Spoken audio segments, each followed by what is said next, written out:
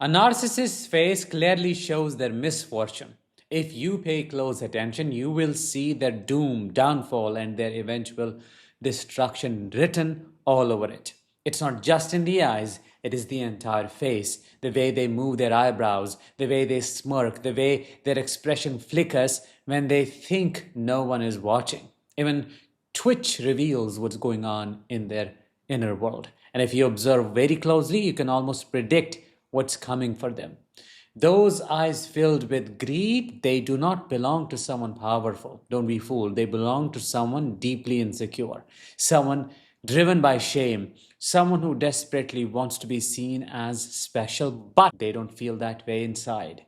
And when that illusion of grandiosity finally fades, when people start recognizing them for what they really are, they're left shivering and empty, desperate for validation they cannot seem to find anywhere. That smirk they flash when you are in pain, when something unfortunate happens and they cannot help but look amused, that is a window into their own suffering. They cause pain because they cannot sit with their own. They do not acknowledge it, do they? They push it outward, they project it. But the truth is, only people who are suffering deeply take pleasure in the suffering of others. They're predators, and predators always end up abandoned. Then there are the soulless eyes, that dark, dead stare that tells you no one is home. You're looking at someone who has built their entire life on pretending to be someone they're not. But when the act gets too heavy, when the mask begins to crack, the truth leaks out. The rottenness they have kept buried inside starts to show, and people cannot ignore it anymore. They see it, smell it, and they walk away. Because nobody wants to stay close to a living zombie, a human shell that is running on nothing but ego and manipulation. And finally, the eyebrows, always raised, always tense, the angry expressions, the face of someone who is chronically dissatisfied. You can tell they are miserable just by looking at them. It does not matter how much they have, who stands beside them, or what they have achieved, it's never enough. The problem is not out there. That are common denominators inside, and they will never admit it, will they? What makes this whole thing so unsettling is how unconscious it all is. They genuinely do not know their face is betraying them actively. While they're busy crafting their words and managing their image, their facial expressions are broadcasting their internal chaos to anyone who knows how to read the signs. Hi, I am Danish, a narcissistic abuse recovery professional. Welcome to my channel. Today we will understand how a narcissist's face shows their misfortune. Before we get started, make sure you're subscribed because your subscription to the channel helps in spreading awareness about narcissistic abuse. Watching a narcissist is like watching someone who is slowly poisoning themselves while thinking they're taking medicine. Those greedy eyes are not just hungry, they're starving. You can see it in how they scan a room, cataloging who has what, who may be useful, who poses a threat to their carefully constructed facade, their hierarchy. Their pupils contract when they focus on something they want, and their blink rate changes. They're not seeing people as human beings. They are seeing resources, obstacles, or mirrors for their own reflection. The greed runs so deep, it's actually carved itself into their bone structure. Years of constantly wanting, constantly scheming, calculating, it leaves marks. The muscles around their eyes are perpetually tight from squinting at opportunities. Their jaw sits differently because they are always clenched, ready to pounce or defend. Even when they sleep, you can bet their face does not fully relax because their subconscious is still plotting.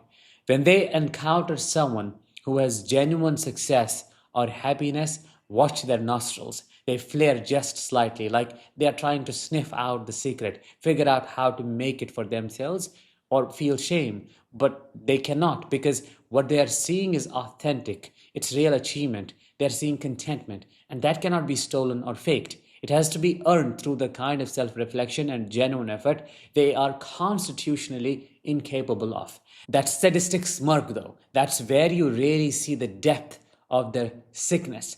The corners of their mouth do not just turn up, they curl into this specific way that's almost reptilian. It's not a smile of joy or even simple cruelty. It's the expression of someone feeding on darkness because they have forgotten what light tastes like. Their eyes actually brighten when they witness pain, and for a split second, they look more alive than they have all day.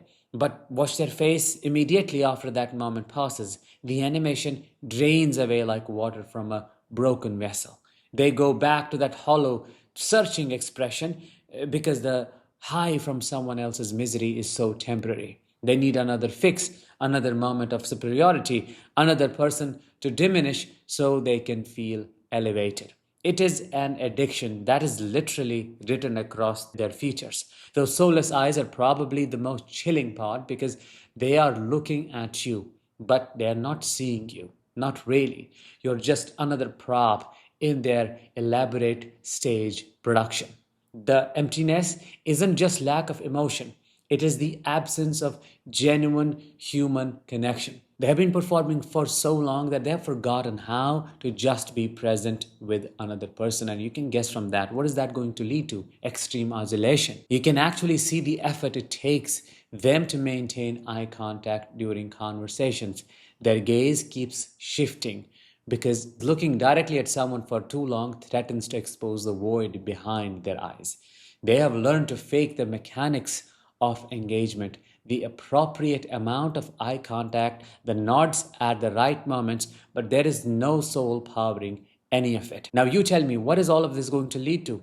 Absolute rejection and abandonment from everybody because they can't keep up with appearances. They cannot keep this facade on for a very long time. Eventually, it will fall apart. And when it happens, they are left with their own rotten self, which is what they keep running away from. That's why, just from their face, those subtle facial expressions, the things they hide, the weird things they do with their eyes, with their lips, with their overall face, that, all of that can tell us what is going on, what they are experiencing inside, and what they will probably experience in the distant future. The scariest part is when you catch them off guard and their face goes completely blank because they're empty. It's like someone just switched off a robot. All the animated expressions, the calculated charm, the performed emotions, they're gone. And you're left staring at this empty vessel that has been mimicking human behavior so long it forgot it was not actually human.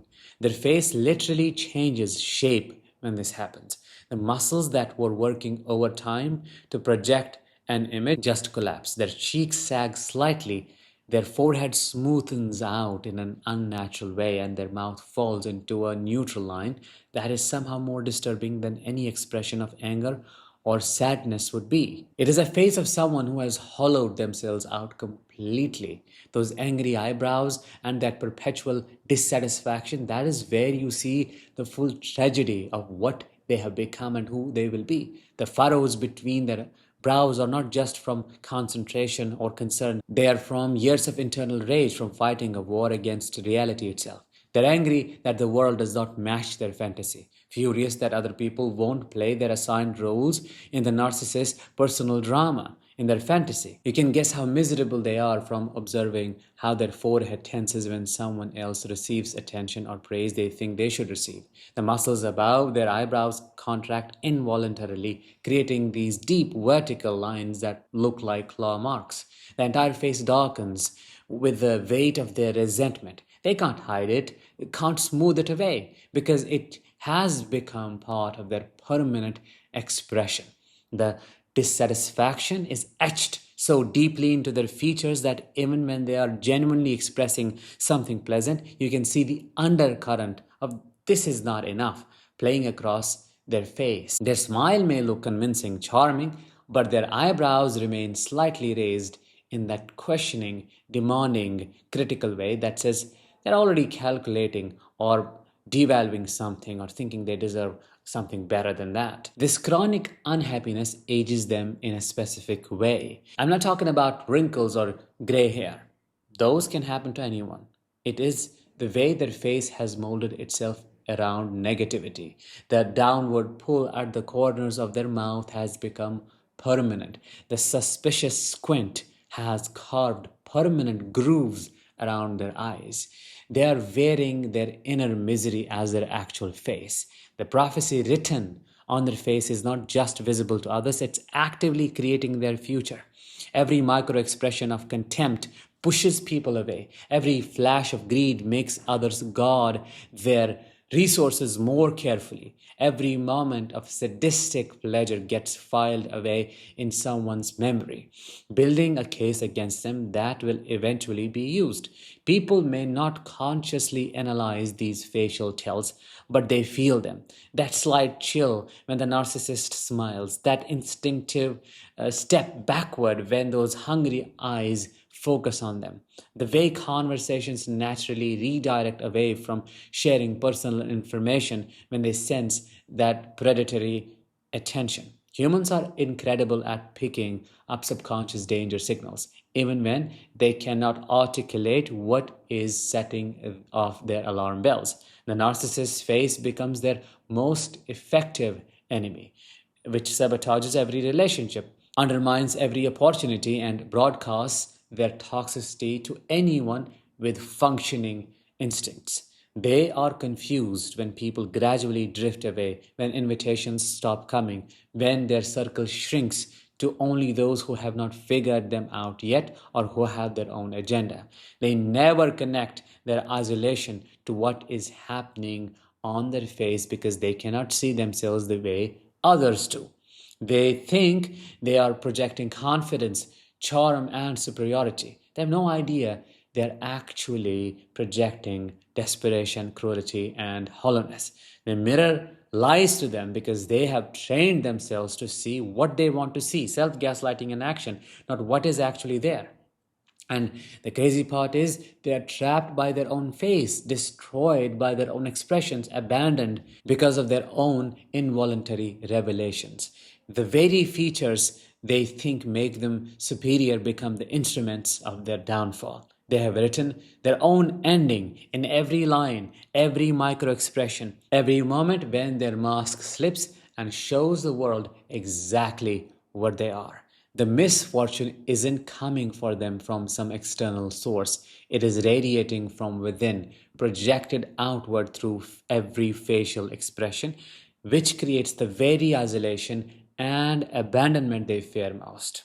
They are their own biggest enemy, and I have said it so many times. What I am sharing with you today is just another facet of the same problem, which they are. The ironic part is they are both the author and the victim of their own destruction, and it is all written there on their face for anyone awakened, insightful, and connected enough to look. Have you been able to see what I'm sharing with you today? If yes, let me know in the comments. And before you go, sign up for my waiting list to join Thrive After Narcissistic Abuse membership program, where you can learn how to thrive for real. You will get all the knowledge, tools, and AI assistance necessary for you to overcome your trauma and start living your life authentically. I'll be opening it up for enrollment very soon, so make sure to click the link in the description of this episode, and I will talk to you in the next one. Until then, as always, let the healing begin and continue.